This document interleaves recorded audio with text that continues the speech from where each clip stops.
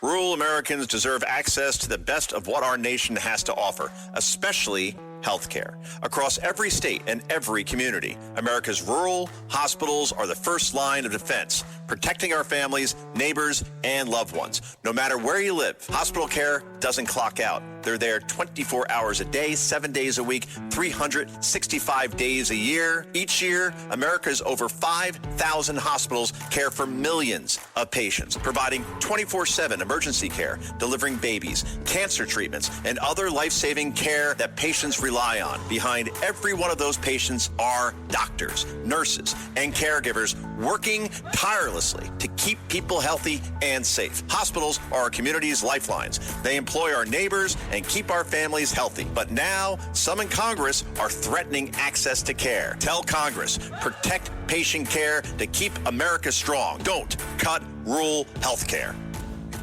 Listen, all you New Yorkers. Taxi. Okay, man, we're looking around. This is the 77 WABC minicast. Obviously, the big talking points, though, other than these breaking news stories, which is certainly a mouthful, is what we saw last night. And now, I think more importantly, now let's move it along now, because we're 23 hours away from when the State of the Union started last night. So let's move on to what we need to talk about post State of the Union. And I think last night, like a lot of you saw, we saw something not only dramatic from President Trump, but something very useful, an important tool. I would call them marching orders. This is the moment that I think needs to become the signature moment, and not something that the Republicans just use in their commercials for the midterms and the primaries coming up and things like that. No, this needs to become the rallying cry and the talking point that they talk about from now on, and they shouldn't let this go after 24 hours. And that, of course, was this moment from the State of the Union when President Trump asks the folks in the House chamber to do something. This is cut one. Listen to this. So tonight I'm inviting every legislator to join with my administration in reaffirming a fundamental principle. If you agree with this statement, then stand up and show your support. The first duty of the American government is to protect American citizens, not illegal aliens.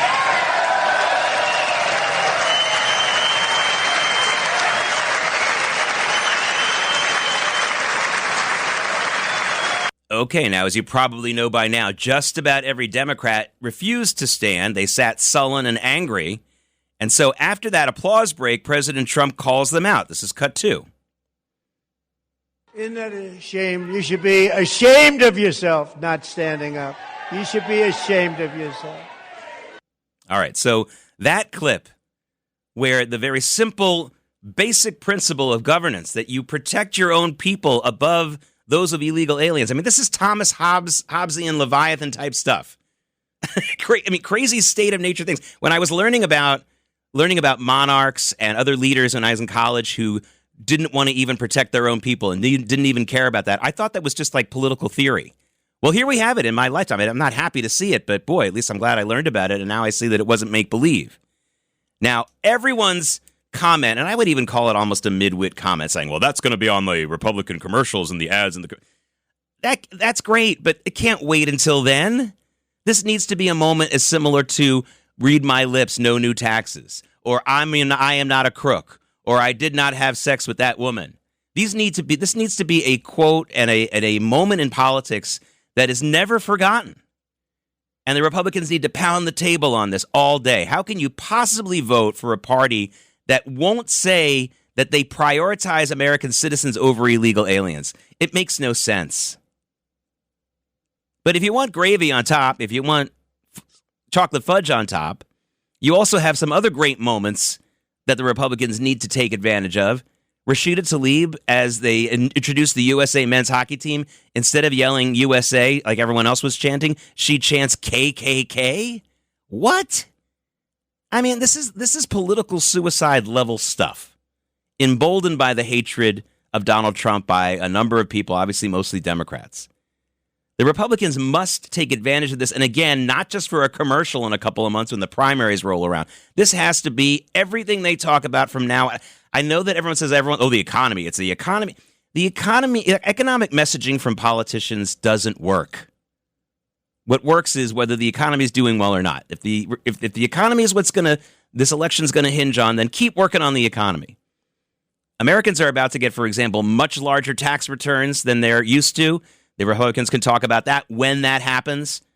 There's a number of things from the One Big Beautiful Bill that are going to help the economy. They should talk about that when they see more evidence of that. The polls show that actually more Americans are feeling good about their own personal economic state than we've seen in more than 2 years. They don't think that the overall economy is doing well, but they think they're in a little bit of a better place. So I don't think that the Republicans telling them that things are great is going to make a difference. What's going to make a difference is if they make it clear that they are the party of common sense, that you cannot vote for a party that won't stand up for citizens over illegal aliens. It's as simple as that.